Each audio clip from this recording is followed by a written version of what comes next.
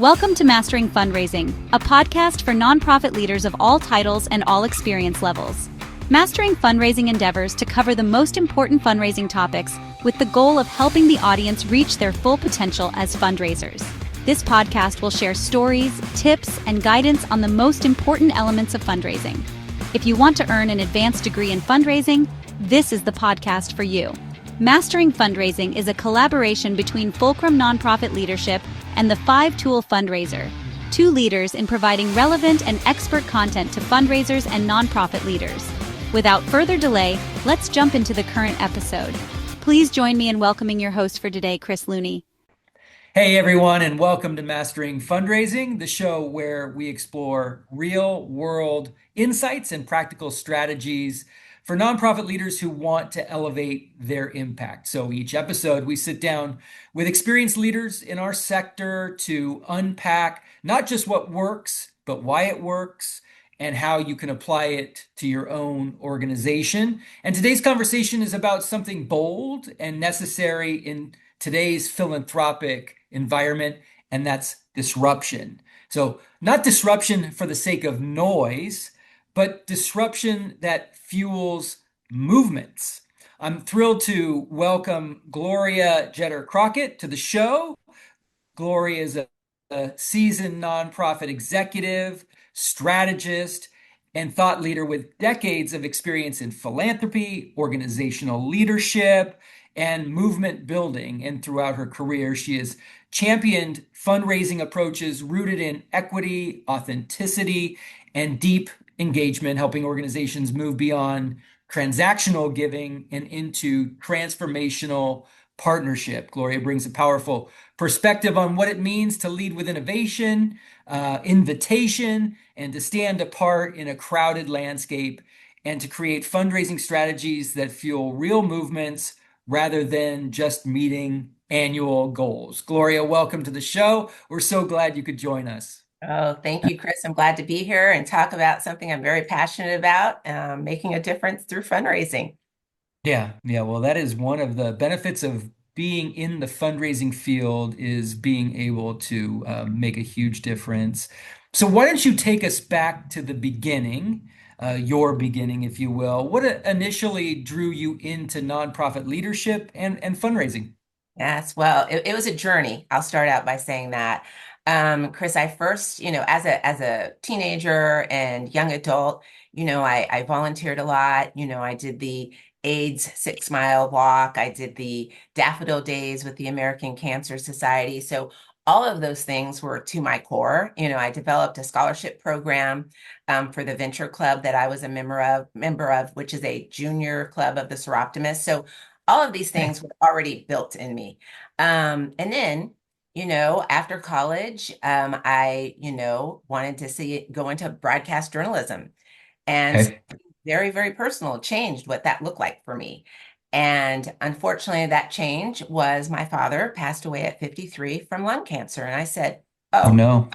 we can't do this. And so I said, I'm going to go to the American Cancer Society and see how I can make a difference. And Wow. it was, it gives me chills thinking about it right now. I went into the organization in programs. I was a program coordinator. And 16 and a half years later, I left as the regional vice president and had so many phenomenal moments with donors, with volunteers. All of that just lifts you up. So I guess to get to the root of your question, Yeah. passion for the cause is how I got into Good. nonprofit. Yeah. No, that's a wonderful story. I'm so glad to know it. And over the years, how has your philosophy about philanthropy evolved? Oh gosh. I think it's from when you're starting out in programs and you see, you feel like you're in that lane of programs. And I was only in that lane for about a year. And then I became a generalist where there was more fundraising involved. And I think when you see the programs and the impact that they're making for in individuals' lives, and then you realize, okay, this takes funds. This takes donors. This takes grants. This takes corporate partnerships. It takes so much. And if we want to make a difference truly in what we're doing as an organization, we need to fundraise. We need to embrace it. And it's not solely, how I look at it is everyone in a not-for-profit is a fundraiser in one shape or form, and you Yeah. really have to say, okay, what is my part that I'm playing in this? Yeah, no, that's wonderful. Are there experiences that have really shaped your belief that fundraising can fuel movements? What is it in your experience that gave you that belief? Yes, yes. I would say there's one example that really, I guess, lit the fire under me. Okay. I was at I'd moved to Maryland and I was, put in charge of the state of Maryland, and we had an event called Making Strides Against Breast Cancer. And when I came in, the walk was making about 50 to 75 thousand in Baltimore. And this is a big event, right? And so I said, we need to follow the plan and we need to get people involved. And so what I really learned is that if you really build relationships, so I looked at the corporate lens and I said I needed to take a deeper dive into those relationships. I needed to understand what made them basically tick. And looking at those relationships, it helped me say to myself, well, we need to do things differently. And so I built strong relationships with several of the team captains. I had my team work with certain team captains and build those relationships. We invited them to a variety of events. And I think taking that event from, about that $70,000 mark to well over 1 million was like, wow. And you saw those people coming up to you, thanking you, high-fiving you, and saying, Gloria, we're creating a movement. Now, I want you to know that the last year while I was there was 6,000 people at that walk. And if Wow. it's not a movement, what is? Right. Mhm. Yeah, amazing. That's so fun. And to be responsible or partially responsible for helping it arrive at that growth is so phenomenal and something I'm sure you look back fondly with your career. Um, I've known that leadership requires courage. I'm sure there have been moments in your journey where you've had to take a stand or push for different ways of doing things. And I know our listeners would love to hear a moment or two that really stands out for you where you had to push to do things in a different way. Yes, I'm going to say that that is really probably around setting up a major gifts program and Okay, do what tell. to build that, because a lot of individuals, I feel like as leaders, you become stuck to a certain degree in what's been done before. And you've got individuals saying, well, we're grandfathered in at $2,500 or we're grandfathered in at 5,000. And you really need to take a step back and say, you know what, our brand and our mission is bigger than all of us put together. And what we need to do is we need to talk about why major gifts need to be a bit larger than that. And we need to tell the story differently. And it's about having the board involved in that conversation, having key corporate donors involved in that conversation, and really saying, it's time. It's time that we evolve. And yes, our major gift is going to be $25,000. And that may feel hard, but giving everybody the tools to feel confident in that is something that I've had to do at two different organizations. And it's, when people see that why that's so important and the fruits of your labor and saying, look, the data shows us this. And then also, I think something is key, Chris, that I often chuckle to myself. People say, I've always gotten that amount from that particular donor or corporation. And I said, well, did you look across at another event in this particular market? They're giving a little bit more. And that's because they asked and they told the story of why it's so important, but also they listened to that particular donor or corporation saying, what makes you feel like you're part of us? And we'd like you to help us solve for needing to get to a major gift of 25,000 as our benchmark. Yep, yep. No, that's great. And that has been an interesting story for so many fundraisers to have to step into the entrepreneurial role of building a program, especially a major gifts program, where it's so foreign to most organizations. It's just like speaking a different language, and you have to be someone who can be the interpreter and then the teacher and then also the builder of that kind of program. So kudos to you for doing that. I did want to leave plenty of time for the topic of the day for our conversation, which is that topic of disruption. And when you use the word disruption in the context of fundraising, can you explain what you mean? I think for me, it simply said start and stop doing things that are holding you back, to be creative and to say, you know what, sky's the limit. And to realize that excellence is important. And it's not excellence in that, we want to be perfect. It's not that excellence. It's the excellence of we want to make sure that donor experience is phenomenal. We want to make sure that we stretch and that we try to do the best that we can.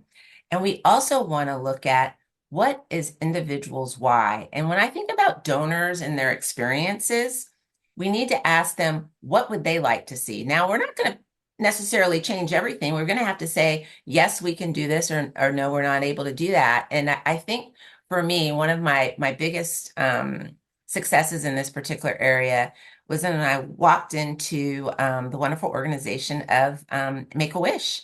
And I was there as the president and CEO. And we had a gala that was doing phenomenal things. And I was like, guys, let's ratchet it up. Let's get it to that next level. And I said, we can get $50,000 and $100,000 donors. We have to have conversations with these individuals that could potentially give that and find out what makes them feel like this is different. And we want to be a part of this and be a part of that movement of change. And I think getting your board involved in that and saying, we can do this is something that's really, really important. Yeah, yeah. And why do you believe disruption is necessary in today's philanthropic landscape? Oh my gosh. We have so many individuals and generations that give in a variety of ways. Yeah. And I don't think that one size doesn't fit all. And we have to look at each particular group by generation, as well as, doing studies of who is giving to our organization and how are we going to focus on them. However, we still need to be attracting other individuals to get them involved. So let's say, for instance, individuals in their 20s and 30s, they really want to be part of the solution. They want to roll up their sleeves, find out a little bit more, do things differently. And so you have to adapt to that. And that is not always something that everyone wants to, wow, they're coming in my space. Well, no, they're coming in your space with expertise. Now let's Yeah. take their expertise and let's lift that to the next level by saying, hey, we would really love for you to help do an event for us. And, this is going to be your time to say, this is what it's going to look like, keeping within the parameters of not-for-profit, restraints. Well, I wouldn't necessarily call it restraints, but best practices. We should only have costs being at this amount, talking about the importance of in kind. And so I think that looking at all of those segments and not forgetting about those monthly donors. People say, oh, monthly donors. I said, no, those are our best. Those are our best because you know what? They're going to leave us in their planned gift. And we need to talk to them about that because they're tried and true. And I'm going to be the first one to say that my mom gets so excited she just turned 83, at opening the mail and calling up. She does call now. She doesn't write a check, but calling up and giving a gift. And I think you have to recognize there's different segments. And then I think what's most important is when you're looking at doing things different, you're looking at these different generations. Donors want to know more about what are you doing? I think you need to be honest with them and also talk about your struggles. I don't think that there's anything wrong with that. I think you should be comfortable saying, you know what, we don't have this all figured out and we need help with it. And Yeah. having donors say like, wow, that's really, really great. I think about banks, for instance.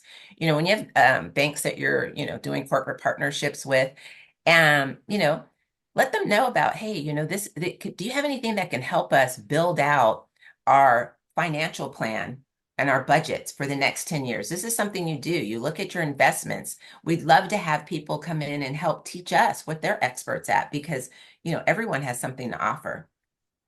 Yeah, I love it. I love it. Well, you've said in the conversation that you need to shift from sort of can you give with donors and prospective donors to do you want to help make this possible? A different question altogether. What sort of changes when organizations lead with invitation? I think, well, there's a couple of things. When you have an invitation, it's an invitation to join something. And to join something is much different than support something, in my eyes. When you look at, someone just writing a check or can you support us?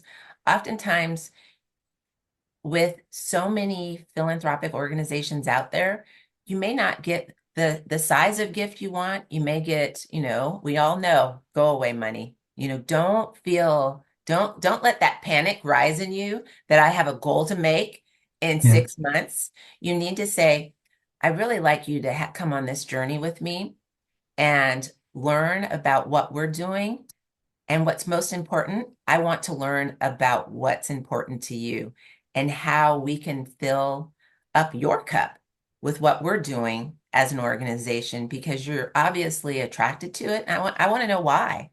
I Hmm. think it's important to have them share their why and say, well, what is there in that mix that could really help us? I think about grants that reach certain populations. Now, it may not be a program that we already have. However, it's this small little tweak that could be that still stays within our lane of our mission and our programs. It's okay to make that tweak if it's still hitting the populations we want to reach, and we're not completely changing our program of work and inviting those individuals into, help us do that program, help us bring it forward. I think that you know, making sure we're running our operations as a business and we're looking at that supply and demand and really saying, okay, is this demanded and who is making that demand of us? Yeah, yeah. It seems as though this mindset reposition helps donors move from sort of being funders to collaborators, advocates, and investors. Is that the way you see it, or is it some other way? No, no, most definitely. I think, once you have someone within your, let's say within your family of your not-for-profit, you bring them in, you've stewarded them, you've had those conversations, they become your loudest voice as an advocate. They become one of your biggest investors. They're the ones that's telling the story. And I think that the putting in the time on the front end and making sure that you're deepening those relationships is so important. And it's not okay, an event's coming up in 2 months, we better give them a call. We can't do that anymore. And I think for me, something that's been really important over the years is, I'm really sensitive about moving donors that I know from organization to organization. But what I do is I look to see if their name is on a list of donors once I get to that organization, because I know Sure. that I've got a very strong relationship with them. And as you begin to build those relationships and they become your advocate, they call you up and say, Gloria, I saw that you had a need to get X done at your organization. I have a contact that can help you with that. Would you like that introduction? And you're saying yes. That's because they believe in you. They believe in your organization. They believe in your team. They believe in your board. And they see all of these wonderful things happening. And I think what's most important with that is they're an advocate telling a story. They're a donor, a supporter telling a story. they're lending their voice to help you grow. And I think what's most important, you just have to keep stewarding that. And if you make a misstep, I'm sorry. How can I make that right? Because none of us are perfect. And I think that, being humble and saying, you know what, I can only do this much in my lane right now. I'm not going to be able to do that. But how can we make this work together is really, really important. And I think word of mouth with those individuals being your advocates, they become your storytellers and they bring other Right. people in. And I think that's the key. It's saying, oh my gosh, I want to be a part of this. I want to get my friends involved. I don't think you should always, in some situations, but people are so involved and so excited about what you're doing, they're going to automatically write a check. It's not going to be a need for that. And I will tell you this one example because this was pretty powerful to me. We were at an event, it was a gala, and I had the auctioneer come in and he was getting ready to start. He's like, Gloria, do you still want to start at 50? I'm not sure. I think we should go lower. And I said, no, I think we need to stick at 50. He came back around to me, he said, Gloria, I'm not feeling it. I really don't think we should start at 50. And I said, you know what? I am reading it and I know all of these donors in the room, my staff are telling me the same, and we could just feel the energy. And when you've done fundraising for that long and you just feel it, and he walked away and he was like, okay. And he went up on stage and he started out with 50. And within 2 seconds, someone came up with their paddle. And I think that's when I knew the donors, my staff knew the donors, my board knew the donors. We knew who was in the room and we knew it could happen. And we stuck to it. And we said, no, it's going to happen. And it did. Yeah, it did. That's great. Yeah. Well, what practical steps can organizations take to begin shifting from the transactional fundraising to movement building fundraising? First of all, instead of having those pressure ask types of things, start with, a partnership and really looking at what you can build. And don't think it's going to be something that's going to pay off quickly. It's going to take time. Um, and I think looking at things like we may not do that now, but shifting to the possibility that that could be something we could do. Let's look at that. Let's have a further conversation. And have them say, why they believe that's important. And then say, well, you know what, that may not be something we can do right now. However, let's continue that conversation. I've said it, building relationships, you have to have individuals trust you. And the trust is built through relationships. We all know that. And having donors, when donors say, well, what else could I do? I'm so glad you asked. I really, really would love for you to be a champion for me. Would you tell your story? Would you help with a video? Would you put that together? Would you, post something on your LinkedIn or your Facebook that's telling what you're doing? And, we have to make sure that it's feeling less like a solicitation and more about a movement because you're seeing others, gravitating to what's being done to create that movement. And I think my best advice is decide what needs to be done first because you can't do everything at once because you won't be successful. So take one step at a time. And if it's, I need to really focus on my major gift program, we'll focus on that. And there might be some questions around, well, do I need to see if I have the right donors to do a major gift program? Start at a small major gift program. It doesn't have to be huge. Just start where you Right. are and build it out. And I think that's key. And looking at your data, I'm going to say one of the best investments is a CRM tool and making sure you have the CRM tool that's being utilized, not Yeah. only by your staff team, by your volunteers on making sure that they're keeping up with sharing details with you. I know when I have my board members call and say thank you to donors, I say, these are the things I need back, and I need it back immediately after your call if you can, because I want to get that in the tool as well. And making sure we're then inviting that same board member that's called to say thank you to that next meeting so they can hear about what's going on. So I think there's a variety of things that can be small steps, we don't have to start by trying to figure it all out at once. Yeah, thank goodness. Well, Yeah.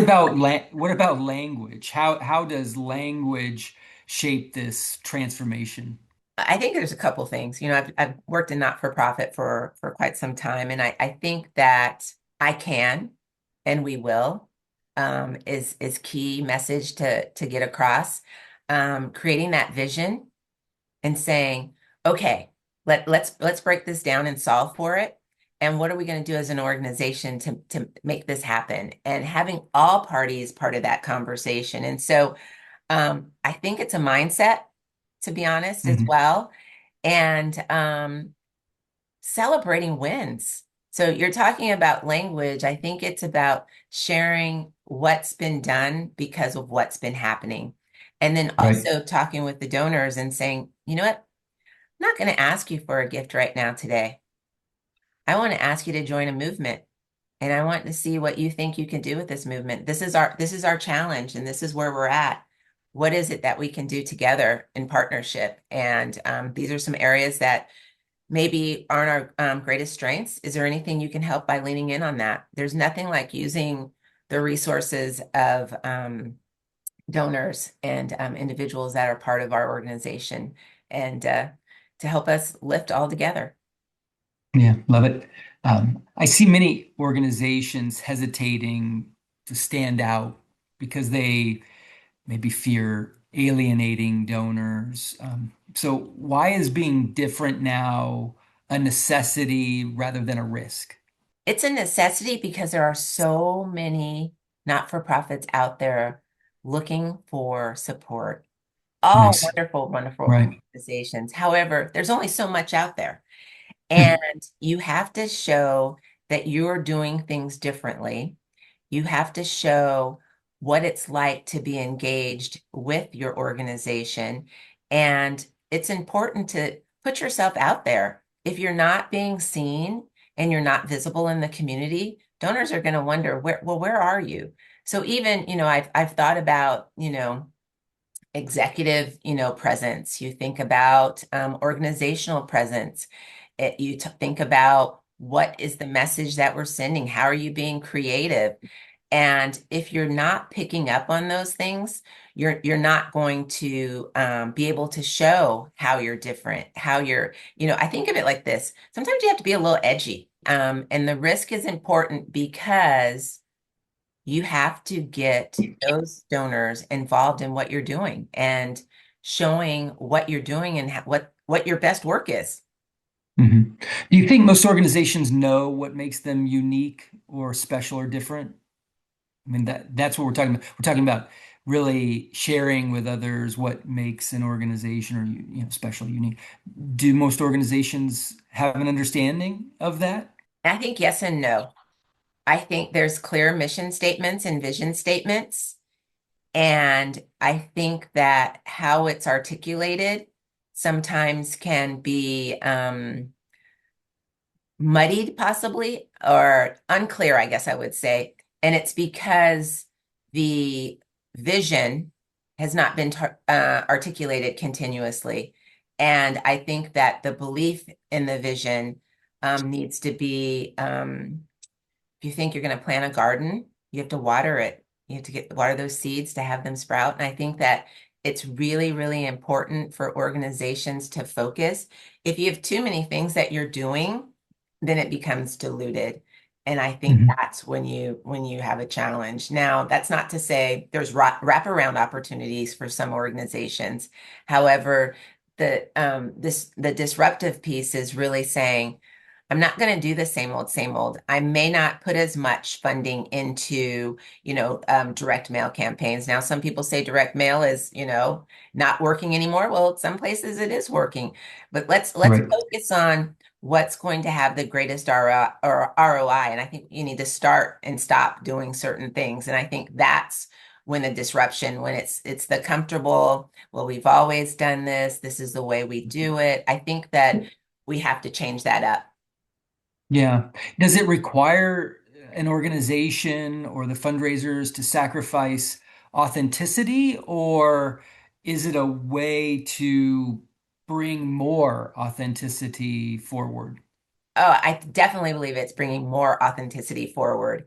It's that relationship that's really going to get you to that disruptive fundraising type of phase. And it's disruptive in a couple of ways.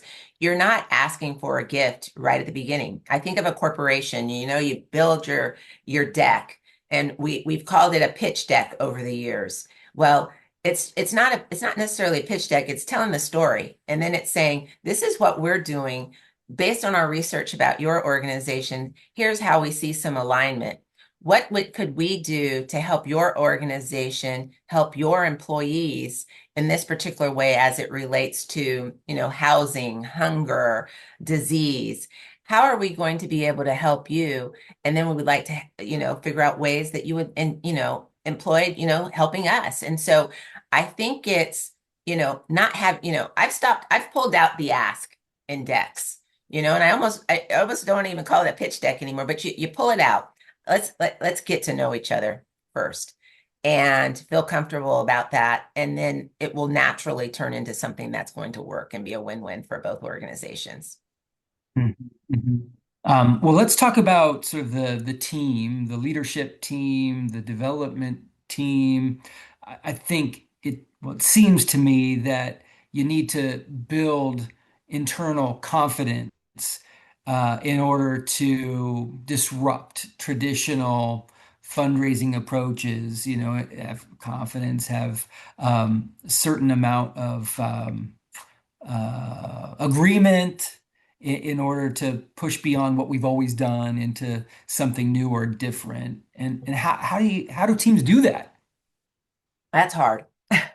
It's very, very hard. And it's creating that vision and continuously, you know, embracing it and talking about the why, asking the team, what is your why? What is it that is not, sinking for you? And as leaders, you need to make sure that you have your executive team all on the same page, and to make sure that you're removing doubts, you're engaging the team in the design of what you're doing. Ultimately, everyone is leading for good. So how are we going to make sure that those open conversations are being had?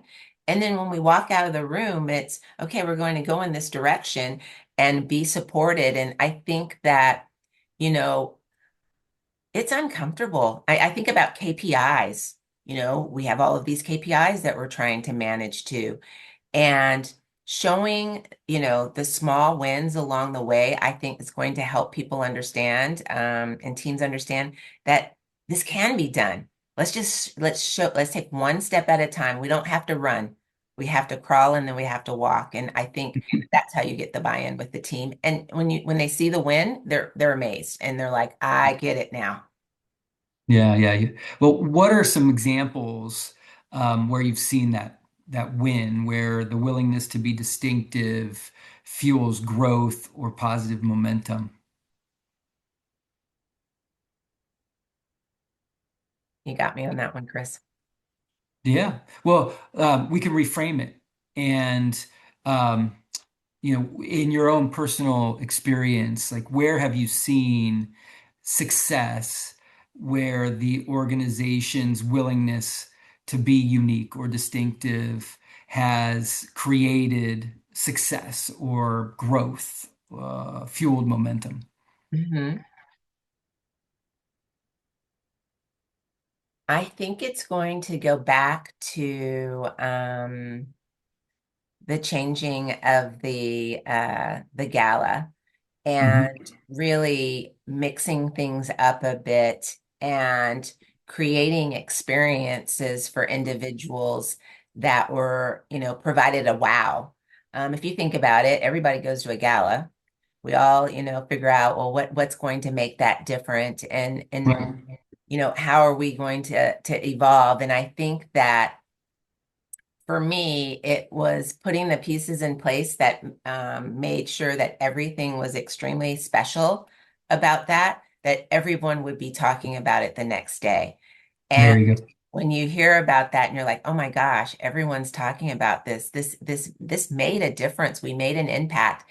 And then capturing, those conversations that people had, that you can replay them, you can re-engage those individuals, you can continue to talk about it because it's going to be a true journey. So I think for me, when you're able to turn that corner to what you're doing around a grants program, what you're doing with major gifts, and how you're engaging people, when you can turn that corner and say, wow, we were able to do this, that's the story you need to tell, and you need to build upon that because that's where the success is because you're winning in a different way. Yeah, yeah. And is that how you distinguish a certain kind of fundraising activity or campaign from a movement? Ask that again, I'm sorry. I wanted to know what distinguishes a fundraising campaign from a movement. Okay, yes. So I think a fundraising campaign versus a movement is really looking at a fundraising campaign. You look at, okay, these are the certain, donors or constituents that we're going to be targeting or going after.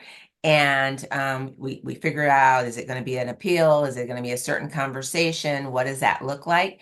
And I believe a movement is inviting individuals in to hear the conversation, looking what we're wanting to do, and then asking their thoughts on that, and them coming to it on their own on how they would like to be a participant in that movement and moving forward. Because if you're telling the story and you're engaging them in the right way, doesn't need to be a direct solicitation.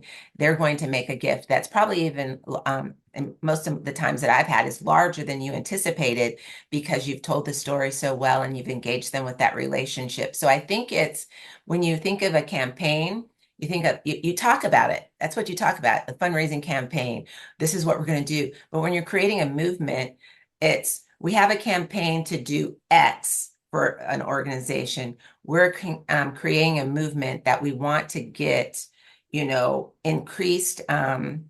We want to increase our momentum, that we're going to continue that momentum through multiple generations because people are starting to hear about it and they're hearing about it from others. And when you have a movement, you're coming from a groundswell of engagement from our donors versus a campaign that's been laid out and articulated in a way that this is what we need to do and these are the steps that we need to take. Yeah. So in a movement, it sounds like the way you define success or you can identify success is that the donors themselves uh, give more and they have by virtue of their connection to the movement are inviting others to be involved as well. Do I Yes, have for that sure. correct? That definitely. Yes, correct. Yay. Yay, I'm getting it. I'm getting it. For executive directors or development leaders listening today, what's one shift they can make immediately to begin building a movement instead of simply raising funds? I think that the first thing would be to identify the space in which you want to create the movement. What is the movement going to be around? And then, figuring out what that story is going to be, identifying your champions that are going to help start telling that story, your board members, the grateful individual that's potentially being helped. It goes back to that storytelling piece. However, making sure that those individuals continue to be brought in to continue to talk about this is a movement. This is not something that needs to that has an end. I think that's the other difference between a movement.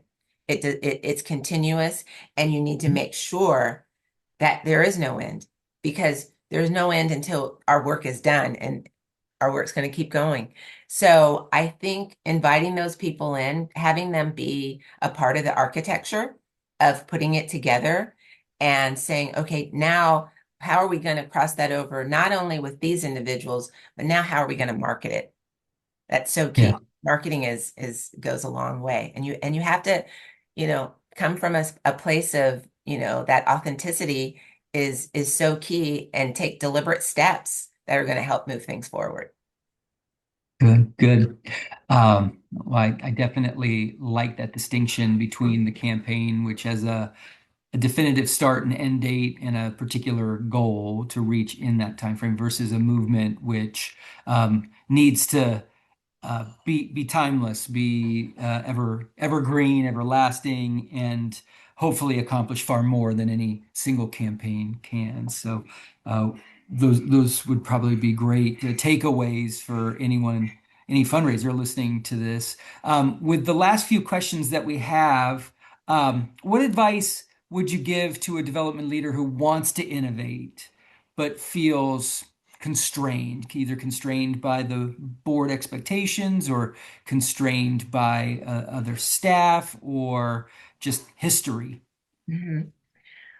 I would say creativity is just phenomenal. I think you need to be innovative. You need to be different. And I think what's most important is finding the support or the data that's going to drive that. You need to Okay. you need to talk about telling the why. And if you can show the data shows that yes, we can do this, or that this is a way that we need to go. I think it's all about getting the buy-in and getting a champion and looking at what other people are doing. There is no, we talked about it. There are many, many, many not-for-profits. And you find out, well, wow, that's working really well for them. Let me understand that a little bit more and see what I can apply to our organization. So I think it's really not, it's a, harebrained idea. It's a idea that I've researched. I've figured out some things that are unique about it. And I think this is why it could be a win for us. So I think it's doing the due diligence and the research to say, this is an innovative idea, and I really like to, move this forward and get some feedback and have others poke holes in it by all means. And so I think that it's not, I have this idea, let's do it. It's, I have this idea and this is why. And these are the steps I think we would need to take to make sure that it could potentially be successful. Lovely. All right, so let's assume you were walking into an organization for the first time. You've just been hired to sort of lead development at this organization. What would be the first thing you would examine to assess whether fundraising is transactional or transformational? Well, I think it would be a conversation with all the development staff. It would be, how are things going? How are you managing this? How are you looking at the gifts that, came in year over year? And, looking at what they're doing as it relates to the relationships. You can almost tell when you walk into a new organization and development team, if you're how many people are out in the field. I have to be honest, you have to meet with your donors. How are we building those relationships? So I think that, finding out, well, what are the revenue streams that are coming in? What do they look like? How are they being implemented? How many relationships are out there being built? Looking at the opportunities and asking the team, what do you see as the greatest opportunity?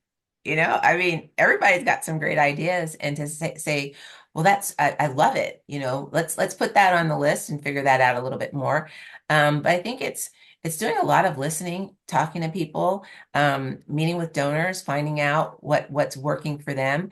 There's always a place sometimes when you go into a new organization, and there's someone always has an opinion they want to share, and Mhm. bring them on. I want to hear about it because some of them are going to be phenomenal, and some of them are going to be opportunities that we need to embrace. And so I would just really look at how things are being done. Yeah, no, that's great. And I have to imagine that if people do have ideas, it's more likely that you're going to find an organization that's attempting to be transformational as opposed to those that are scared to do anything different whatsoever out of fear of failure, and that would maybe sort of lend itself more to the transactional side of things. Mhm. But I like that sort of listening tour coming in, meeting with the folks to find out their impressions of the things. I think that's wise to be able to assess the situation whenever you come in. Yeah. Any last advice that you'd give the audience around this idea of being disruptive? I would say take the risk. I think that risk taking is important and it stirs things up for you. Be uncomfortable because once you get comfortable, things do become a little bit standardized and, not as innovative. And, also step away,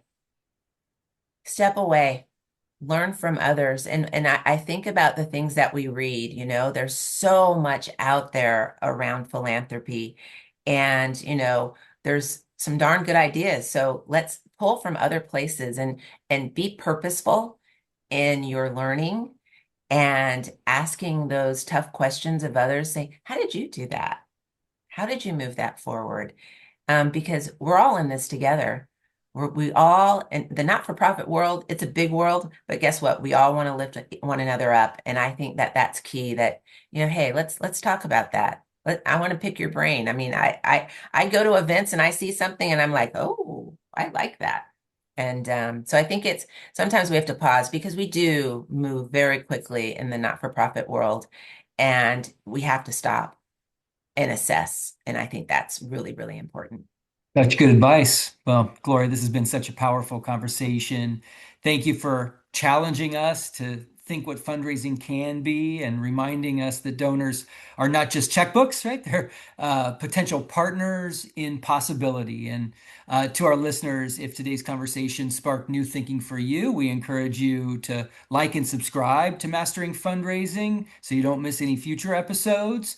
And also check out our other podcasts, Lead for Good and The Nonprofit Edge, where we continue to explore leadership, strategy, and the competencies that move organizations forward. Until next time, keep learning, keep leading, and keep building movements that matter. Bye, all. Thank you for joining this episode of Mastering Fundraising. We hope the conversation was helpful and invite you to like and subscribe to this podcast for more conversations with extraordinary nonprofit and fundraising leaders. To learn more about Fulcrum nonprofit leadership, please visit us on the web at fulcrumleader.com. To learn more about the 5-Tool Fundraiser, please visit us at 5toolfundraiser.com. We want to hear from you.